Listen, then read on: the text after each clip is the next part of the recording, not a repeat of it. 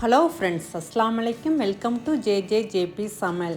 இன்றைக்கி நான் உங்களுக்கு ரொம்ப சாஃப்டான டேஸ்ட்டான ரவா இட்லி தாங்க செஞ்சு காட்ட போகிறேன். நான் ஹோட்டலில் மட்டும் ரவா இட்லி வாங்கி சாப்பிடும்போது ரொம்ப டேஸ்ட்டாகவும் நல்லா சாஃப்டாகவும் இருக்கும். அதே மாதிரி ஆனால் வீட்டில் செஞ்சமாக்கும் ரவா இட்லி அந்த அளவுக்கு சாஃப்டாக இருக்கிறது இல்லை. ஆனால் நான் இன்றைக்கி உங்களுக்காக ரொம்ப சாஃப்டாகவும் ஹோட்டலில் சாப்பிட்ற அதே டேஸ்ட்லேயும் இன்றைக்கி நான் உங்களுக்கு ரவா இட்லி செஞ்சு காட்ட போகிறேன்.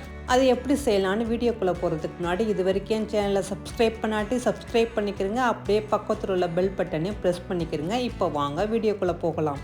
ரவா இட்லி செய்கிறதுக்கு நான் முதல்ல 1.5 கப் அளவு ரவா எடுத்துக்கிறேன். இப்போ நான் அடுப்பு ஆன் பண்ணி ஒரு கடாய் எடுத்துருக்கேன். அதில் 2 டேபிள் ஸ்பூன் அளவு நெய் ஊற்றிக்கிறேன். இப்போ நெய் சூடானோன்னா 1 டேபிள் ஸ்பூன் அளவு கடுகு சேர்த்துக்கிறேன். கடுகு பொரிஞ்சோன்னா நான் சின்னதாக கட் பண்ணி வச்சுக்கிற 2 கொத்து கருவேப்பிலை இலையும் சேர்த்துக்கிறேங்க. கூடவே 1 டேபிள் ஸ்பூன் அளவு கடலப்பருப்பும் சேர்த்துக்கிறேன். இப்போ இது பொரிஞ்சோன்னே இதோட நான் பச்சை மிளகா 2 கட் பண்ணி வச்சுருக்கேன் ரவுண்டாக, அதையும் சேர்த்துக்கிறேன். கூடவே 1/4 டீஸ்பூன் அளவு பெருங்காயத்தூளும் சேர்த்துக்கிறேங்க. இது எல்லாமே நல்லா புரிஞ்ச உடனே இதோட நம்ம எடுத்து வச்சுக்கிற ரவையும் சேர்த்துடலாம். அதையும் சேர்த்துட்டு நல்லா பொன்னிறமாக வறுக்கலாங்க. தீயை மீடியம் ஃப்ளேமில் வச்சு வருங்க. ரவையை கருக விட்டுறாதீங்க.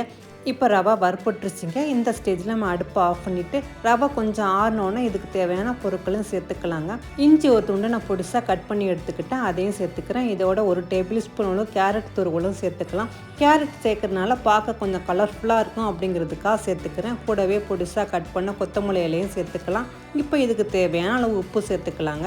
நான் ஒரு 1/2 டேபிள் ஸ்பூன் அளவு சேர்த்துக்கிட்டேங்க. இப்போ நம்ம தண்ணி ஊற்றி மிக்ஸ் பண்ண போகிறதில்ல, இதுக்கு பதிலாக நம்ம மோரை ஊற்றி தாங்க மிக்ஸ் பண்ண போகிறோம். நம்ம மோரை ஊற்றி மிக்ஸ் பண்ணும்போது அந்த ரவா இட்லி நல்லா சாஃப்டாக வரும். ஆனால் அந்த மோர் ரொம்ப புளிச்ச மோராக இல்லாமல் பார்த்துக்கிறோங்க. இப்போ நம்ம 1 கப் அளவு ரவா எடுத்தால் நம்ம 2 கப் அளவு மோர் ஊற்றணுங்க. இப்போ அதையும் ஊற்றி நல்லா மிக்ஸ் பண்ணி விடுங்க.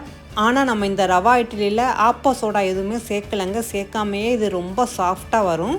இப்போ ஒரு 1/2 அன் ஹவர் ரவை நல்லா ஊறி வரட்டு நம்ம மூடி போட்டு மூடி வச்சிடலாம். ஒரு 1/2 அன் ஹவர் கழித்து பார்க்கலாங்க. இப்போ ஒரு 1/2 அன் ஹவர் ஆயிடுச்சு. நல்லா ரவை ஊறி நல்லா திக்காகிடுச்சு. நம்ம இட்லி ஊற்றுற பதத்துக்கு இருக்குது. இந்த மாதிரி மாவு கரெக்டான கன்சிஸ்டன்சியில் இருக்கணுங்க. இப்போ நம்ம இட்லி தட்டில் வழக்கமாக நம்ம இட்லி ஊற்ற ஆரம்பிக்கிற மாதிரியே ஊற்ற ஆரம்பிக்கலாம். அதுக்கு முன்னாடி அந்த தட்டில் கொஞ்சமாக கார்னிஷ்காக நான் கேரட்டு முந்திரியை சேர்த்துக்கிறேங்க. ஏன்னா பார்க்கும்போதே ரொம்ப கலர்ஃபுல்லாக இருக்கும், நம்ம குழந்தைங்களும் விரும்பி சாப்பிடுவாங்க அப்படிங்கிறதுக்காக நான் முந்திரி கேரட்டை சேர்த்துக்கிறேன்.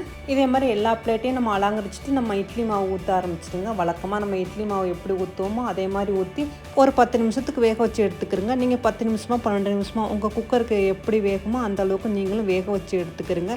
இப்போ நம்ம இட்லி எடுக்க ஆரம்பிக்கலாம். இட்லி நல்லா ஆறினோடனே எடுங்க. ஏன்னா நம்ம சூட்டோடு எடுக்கும்போது தட்டோட அது பாதி ஒட்டிக்கிறங்க. இப்போ நான் வீடியோக்காக சூட்டோடு எடுத்துட்டேன். நீங்கள் நல்லா ஆற வச்சுட்டே எடுங்க. இப்போ அவ்வளோதாங்க நம்மளோட டேஸ்ட்டான ரொம்ப சாஃப்டான ஹோட்டல் ஸ்டைலையே நம்ம ரவா இட்லியை ரெடி பண்ணிட்டேங்க.